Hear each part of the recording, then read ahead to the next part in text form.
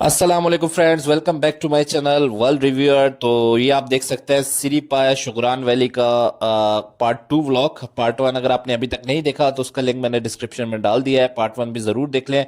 तो हम यहाँ बर्फ़ इंजॉय करने आए हैं, बड़ा ज़बरदस्त किस्म का मौसम है और यही वो जगह है सिरीपाए, जो कि आपको जिस टाइम पूरे पाकिस्तान में कहीं पर बर्फ़ नहीं मिल रही हो तो आपको यहाँ पर ज़रूर मिलेगी। तो ये देख सकते हैं हम कुछ इंजॉय कर रहे हैं, काफ़ी अच्छी खासी बर्फ़ जमी हुई है ऊपर की साइड पे। मकड़ा वैली की साइड से थोड़ा सा और आगे जाएं, आप जितना आगे जाते जाएं तो 2 फुट की बर्फ आपको अप्रैल में भी मिलेगी, मार्च में भी मिलेगी, इवन नवंबर दिसंबर में मिलेगी। और एक बेनिफिट यह है कि यहाँ से यहाँ पर इजीली एक्सेसिबल होता है, बाकी सारे एरियाज बंद हो जाते हैं लेकिन यहाँ जीप के थ्रू या रूट होता है, तो अभी मैं वीडियो बना रहा बर्फ के दौरान भी ये खुला रहता है। तो इसलिए ज़्यादातर टूरिस्ट जो है सिरीपाए आना ही प्रेफर करते हैं।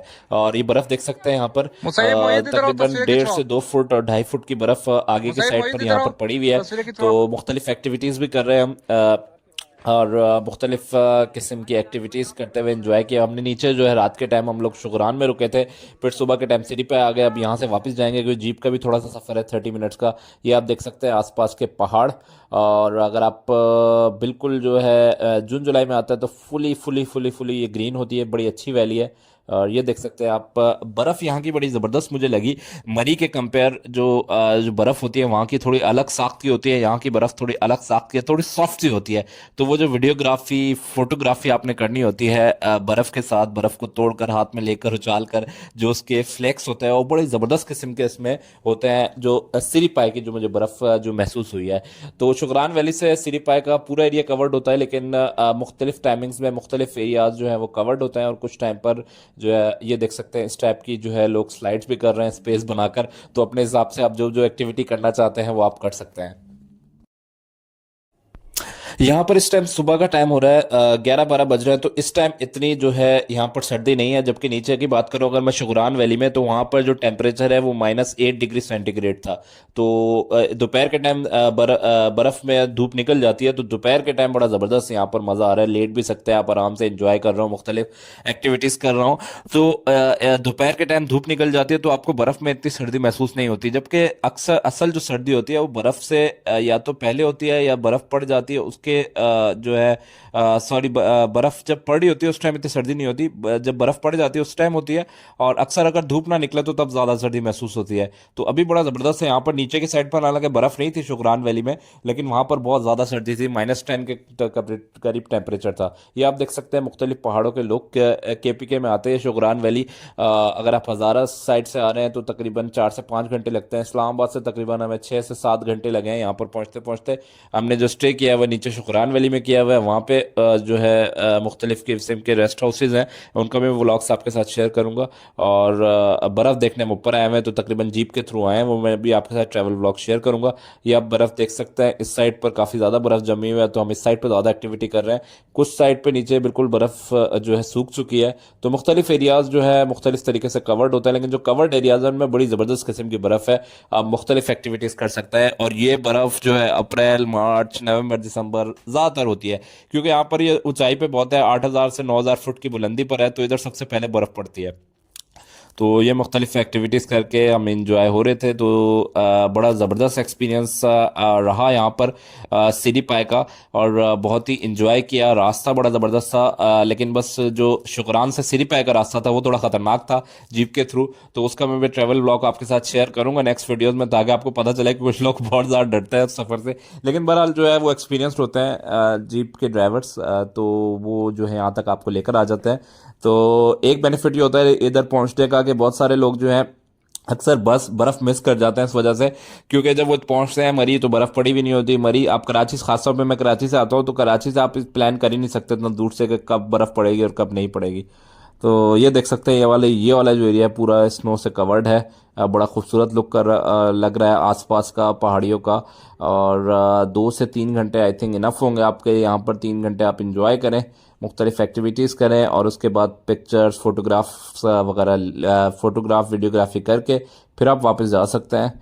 और इसके अलावा अगर ये जो है स्टार्टिंग का एरिया है, स्टार्टिंग में जैसे ही आप सिरीपाए में एंटर होते हैं तो ये वो एरिया है, यहाँ पर आपको समोसे वगैरह पकोड़े वगैरह और चाय वगैरह भी मिल जाती है। यहाँ पर जो है शेड्स वगैरह और टेंट्स लगाकर जो है मुख्तलिफ सर्विसेज लोग प्रोवाइड कर रहे हैं, वो देख सकते हैं आप पीछे। तो यहाँ से आप सब कुछ ले सकते हैं। यहाँ की अच्छी बात यह है कि अगर आप आगे जाना चाहते हैं, जितना आगे जाना चाहते हैं, तो आपको उतनी ही ज़्यादा बर्फ़ मिलेगी। तो बस एक रीज़न ये होता है कि आप जीप पर आए हो तो आपको वापस भी नीचे की साइड पर जाना होता है, जो कच्ची सड़क है। वहाँ से फिर जीप वाला आपको वापस जो है शुगरान वैली, जहाँ पर तकरीबन 20 मिनट के ट्रैवल होता है जीप पर, आपको वापस भी जाना होता है शाम के टाइम। तो इसलिए लोग ज़्यादा प्रेफर करते हैं दोपहर या सुबह आकर यहाँ पर इंजॉय कर लें। तो ये देख सकते हैं इस जगह पे काफ़ी बर्फ़ कवर्ड थी, तो ज़्यादा मैं इसी साइड पर जो है बर्फ़ की एक्टिविटीज़ मुख्तलिफ, जो गोला वगैरह बनाते हैं, आप जो भी करते हैं, आप जो भी एक्टिविटीज़ करते हैं बर्फ़ की, तो वो बर्फ़ की एक्टिविटीज़ इस एरिया में सबसे बेस्ट थी। कि शुरू में भी थी, लेकिन मैं काफ़ी आगे भी गया हूँ। आगे के साइड पर लोग जो है स्लाइड्स वगैरह भी कर रहे हैं टायर्स पर, और इस तरह की एक्टिविटीज़ भी हो रही हैं। उसके वो अलग चार्जेस होता है, 100 रुपये 150 रुपये लेते हैं आई थिंक। तो मुख्तलिफ़ किस्म की एक्टिविटीज़ होती हैं बर्फ़ में।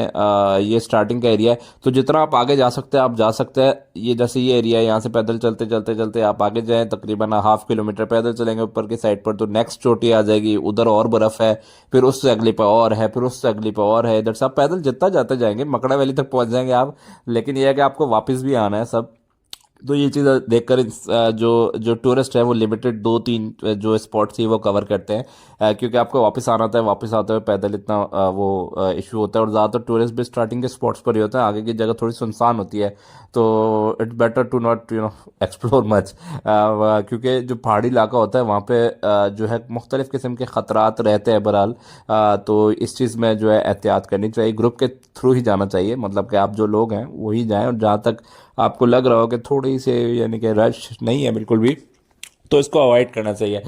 वैसे तो यहाँ पर उस तरह का कोई ख़तरात नहीं होते जैसे शहरों में होते हैं, लेकिन जो ख़तरात होते हैं कि आपको जंगलात में, क्योंकि मैं भी कश्मीर से बिलोंग करता हूँ, तो मुझे पता है जंगलात में सांप वगैरह के ख़तरे नॉर्मल गर्मियों में, और बर्फ़ वगैरह, और बाकी सीन में भी ये जो इसके ख़तरे होते हैं कि शेर, चीता और मुख्तलिफ़ किस्म के जो जंगली जानवर हैं वो कहीं पर भी आ सकते हैं। क्योंकि ये बहुत कोर पहाड़ी इलाके हैं। ये वो इलाके हैं जो 8-8 हज़ार फुट की बुलंदी पर हैं।